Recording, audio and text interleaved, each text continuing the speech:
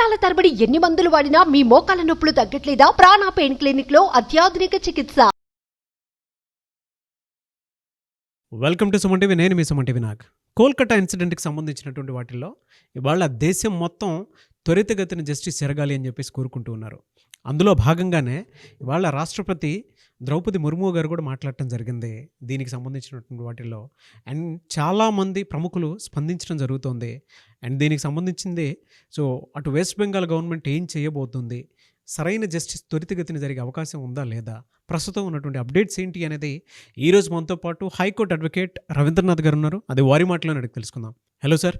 Hi అండి నాగరాజ్ గారు. So ఈరోజు కనుక మనం అప్డేట్స్ చూస్తా అండి డెఫినెట్గా కొన్ని విషయాల్లో కీలక అంశాలు మనం చూస్తూ ఉన్నాం. ఒక్కొక్క మంచి మార్పుకి నాంది పడిందా, అది కూడా త్వరితగతిన అయ్యే అవకాశం ఉందా అనేటువంటి దానికి ఆశాభావం అయితే దొరుకుతుంది అనేటువంటి ఆలోచన కలుగుతుంది నాకు.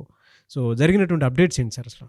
నాగరాజ్ గారు, ఈరోజు మనం అప్డేట్స్ చూసినట్లయితే ఆగస్టు 9 హర్రర్ అని ఏదైతే మనం మాట్లాడుకుంటున్నామో దీనికి సంబంధించి ఈరోజు మన దేశ అత్యున్నత రాష్ట్రపతి గారు దాన్ని స్పందించారు. ఒక సాటి మహిళగా, రాష్ట్రపతిగా కాకుండా ఒక సాటి మహిళగా స్పందించారు. రాష్ట్రపతిగా డిమాండ్ చేయడం వేరు, తనకున్నటువంటి పవర్స్తో మాట్లాడడం వేరు, కానీ ఒక మహిళగా మాట్లాడడం జరిగింది. ఆమె మాటల్లో మనం పూర్తిగా విశదీకరిస్తే ఒక సాటి మహిళగా మాట్లాడడం జరిగింది. తన ఆవేదన వ్యక్తమైంది ఆ మాటల్లో, తన ఇంటెన్సిటీ, తను ఏదైతే అనుకుంటున్నారో. ఎందుకంటే తను ఒక గ్రామీణ స్థానం నుంచి వచ్చినటువంటి వ్యక్తి, తను ఎన్నో ఆటుపోట్లని, ఎన్నో అనుభవాలను ఎదుర్కొన్నటువంటి ఒక గొప్ప స్త్రీ ఆవిడ. తన పదవికి మించి ఫస్ట్ తను మహిళ అన్నట్టు గుర్తించారు. ఆ మాటలో మనకు అర్థమవుతుంది. ఈరోజు రాష్ట్రపతిగా తను ఈరోజు మాట్లాడే మాటల్లో ఫస్ట్ ఏమన్నారంటే ఇనఫ్ టు ఇనఫ్ అని ఒక పదం వాడారంటే. ఫస్ట్ తను మాట్లాడే మాటలో ఇనఫ్ టు ఇనఫ్ అన్నారు. అంటే జరిగింది చాలు, మనం స్త్రీలకు ఎంతవరకు మనం మర్యాద ఇస్తున్నాం అన్న విషయాన్ని తను చెప్తూ మాట్లాడుతున్న మాటలో ఒకటి చెప్పారు. స్త్రీలు ఇప్పటికి కూడా ఒక లెస్సర్ ఇంట్రప్షన్ అని చెప్పారు. అంటే అర్థం ఏంటంటే ఒక ఆత్మన్యూనతా భావాన్ని ఎదుర్కొంటున్నారు. స్త్రీలు తన పనిచేస్తున్నటువంటి వ్యవస్థలో కావచ్చు, ఉద్యోగాల్లో కావచ్చు, తన సంస్థల్లో కావచ్చు, ఎక్కడ కూడా ఒక ఆత్మన్యూనతా భావాన్ని ఎదుర్కొంటున్నారు. ఫ్రీగా పనిచేసుకోలేకపోతున్నారు. ఇప్పటికైనా వాళ్ళలో మార్పు రావాలి. వాళ్ళలో మార్పు రావాలంటే మగాళ్ళ యొక్క ఆలోచనలో మార్పు రావాలి, స్త్రీల యొక్క ఆలోచనలో సమానత్వం మార్పు రావాలి, మగవారి యొక్క ఆలోచనలో ఆడవాళ్ళని ఒక సాటి సోదరగానో లేకపోతే ఒక సాటి మహిళగా, ఒక మనిషిగా ముందు భావించమన్నారు. ఆ మాటల్లో ఉన్న ఇంటెన్సిటీ అర్థమవుతుందండి. ఎందుకంటే జరిగిన సంఘటన చిన్నది కాదు. నిన్న కలకత్తా యావత్ టోటల్ వెస్ట్ బెంగాల్ మొత్తం రాష్ట్రం మొత్తం కూడా అట్టుడికిపోయింది. నిన్న జరిగే నిబంధన ర్యాలీలో జరిగేటువంటి ఆ దారుణ మారణకాండ అనుకోండి, మారణకాండ అన్నట్టుగా ఉంది. సుమారుగా కొన్ని వందల మంది అరెస్ట్ చేయబడ్డారు. సుప్రీంకోర్టు యొక్క ఆదేశాలను కూడా పక్కన పెట్టి నిరసనకారులపై ఒకే విధంగా దాడులు చేయడం, వాటర్ క్యానన్స్తో దాడులు చేయడం, మన రబ్బర్ బుల్లెట్స్తో దాడులు చేయడం, ఇట్లాంటివన్నీ కొన్ని వందల మంది నిరసనకారులు నిబ్బనా హౌస్ ఏదైతే ఆ రాష్ట్ర సెక్రటరియట్ మీద అటాక్ వచ్చినప్పుడు వాళ్ళు శాంతియుతంగా ధర్నా చేస్తామని చెప్పారు. పశ్చిమ బెంగాల్ ఛాత్ర సమాజ్ ఆధ్వర్యంలో ఈ యొక్క నిరసన ర్యాలీ ఏర్పాటైంది. దీనికి అనుగుణంగా ఈరోజు ఏదైతే నేను జరిగిన దారుణకాండకు సంబంధించి ఏదైతే ర్యాలీ జరిగింది, విషయాలు జరిగిన తర్వాత ఈరోజు పశ్చిమ బెంగాల్ యొక్క రాష్ట్ర ముఖ్యమంత్రి మమతా బెనర్జీ గారు ఫస్ట్ స్పందించారు. మొత్తం ఏకాకిగా మిగులుతున్నటువంటి మన మమతా బెనర్జీ గారు ఈరోజు తను తెలుసుకున్న స్టెప్ ఇది ఎలా ఉందంటే ఒక ఎత్తుగడగా ఉంది నాగరాజ్ గారు. ఈరోజు మళ్ళీ తను ఏదైతే మొన్నటిదాకా మమతా బెనర్జీ గారు ఏదైతే కింద పడ్డారో ఆవిడని అష్టదిగ్బంధనం చేశారని మనం అనుకున్నాం. కానీ ఈరోజు మమతా బెనర్జీ గారు ఇచ్చిన statement, yes I'm ready in the fight, I'm ready to fight, ready to fight అనే స్టేట్మెంట్ మనకు వస్తుంది. ఎందుకు ఆ మాట అంటున్నానంటే తను ఈరోజు ఆగస్టు 31 తారీఖు నాడు మరలా తను ధర్నాలో దిగుతాను అని చెప్పారు. ఫస్ట్ టైం ధర్నాలో దిగారు, ఆల్రెడీ ఒక చెంపదెబ్బ తిన్నారు. అయినప్పుడు కూడా మళ్ళీ ఆగస్టు 31 నేను భారీ ర్యాలీ తీస్తాను, తృణమూల్ కాంగ్రెస్ పార్టీ తరపున, ప్రభుత్వం తరపున నేను మళ్ళీ భారీ ధర్నాకు తిరుగుతాను. ఏంటి మెయిన్ ఏజెండా అంటే విత్ ఇన్ ఇట్లాంటి రేప్ అండ్ మర్డర్స్ జరిగేటప్పుడు 15 రోజుల్లోగా బాధితులకు సత్వర న్యాయం జరగాలి అనే ఉద్దేశంతో నేను ఆగస్టు 31 తారీఖున భారీ ర్యాలీని చేస్తాను అని ఈరోజు స్టేట్మెంట్ రిలీజ్ చేశారు. రాష్ట్రపతి ద్రౌపది ముర్ము గారు ఒక్కొక్క మహిళగా నేను స్పందిస్తున్నాను అనేటువంటి విషయాన్ని, అంతరార్థాన్ని అంటే గుర్తించి మరీ చెప్పడం జరిగింది. బట్ ఇటువైపు ఒక విమెన్గా being CM, home minister and health minister నేను మళ్ళీ ర్యాలీ తీస్తాను అనేటువంటి విషయాలు ఎక్కడి నుంచి ఎక్కడికి వెళ్ళిపోతున్నాయి చూడండి. అసలు అంటే ఒక రాష్ట్రపతి ఒక స్టేట్మెంట్ వాడుతూ ఉన్నారు, త్వరితగతిన దీనికి న్యాయం జరగాలి అని.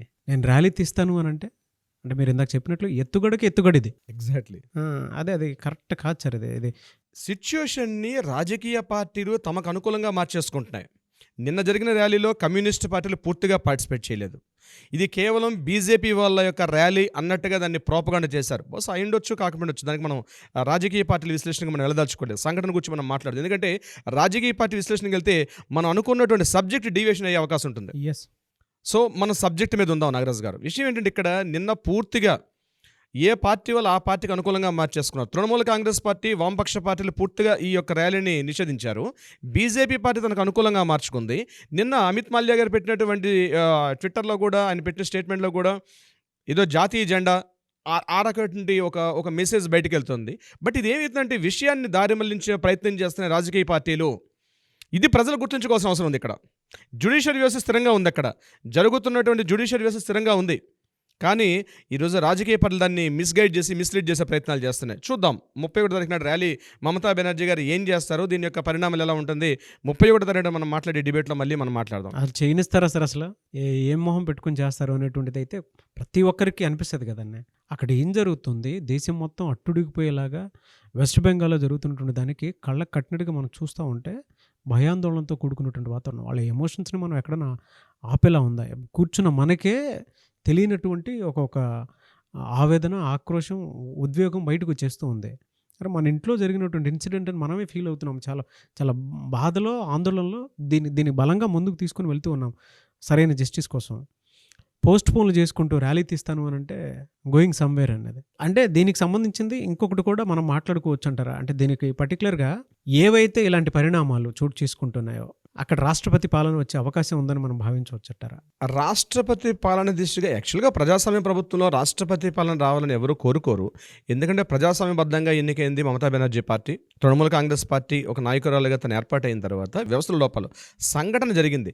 ఇక్కడ కోరుకున్నది ఏంటంటే, ఇక్కడ మమతా బెనర్జీ తన యొక్క పార్టీ నుంచి వైదొలగిపోవడం ఒకటే కాదు, సత్వర న్యాయం బాధిత కుటుంబీకురాలకు జరగాలి. ఇక్కడ ఎవరైతే విక్టిమ్ ఉన్నారో ఆమెకి ఇమీడియట్గా ఆ న్యాయం జరగాలి.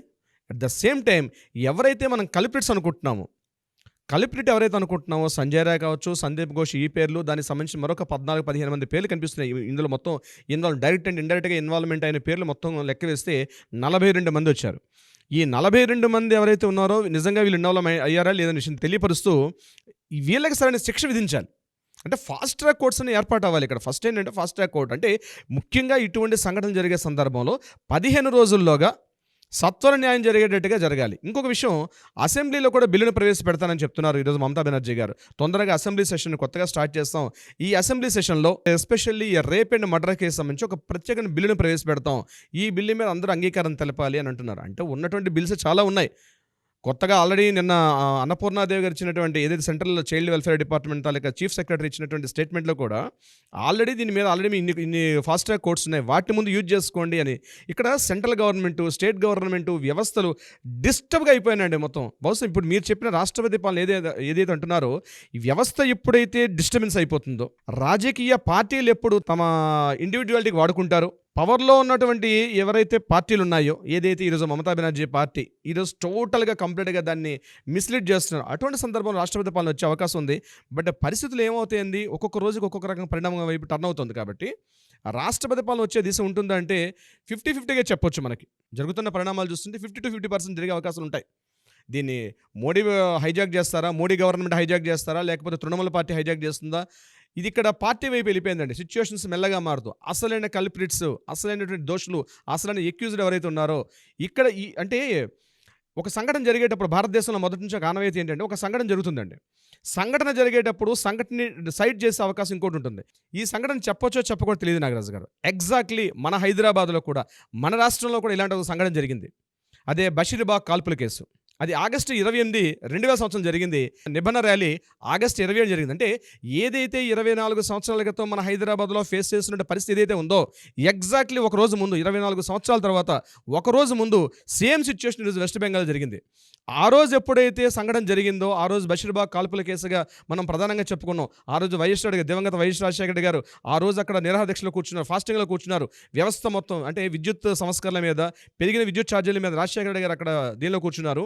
ఈ ఓవైపు బషీర్బాగ్ కాల్పుల కేసు జరుగుతుంది. రాష్ట్రం అంతా కూడా, అంటే సమైక్య ఆంధ్రప్రదేశ్ నేను చెప్తున్నానండి, 24 సంవత్సరాల క్రితం స్టోరీ చెప్తున్నాను. రాష్ట్రం అంతా ఉవ్వెత్తున ఉన్నటువంటి ఇష్యూలో ఇమ్మీడియట్గా టాపిక్ డైవర్ట్ అయిపోయింది సార్. ఏం జరిగిందంటే ఎగ్జాక్ట్లీ 30వ తారీఖు నాడు, ఆగస్టు 30వ తారీఖు 2000 సంవత్సరంలో హైదరాబాద్కి వరదలు వచ్చాయండి.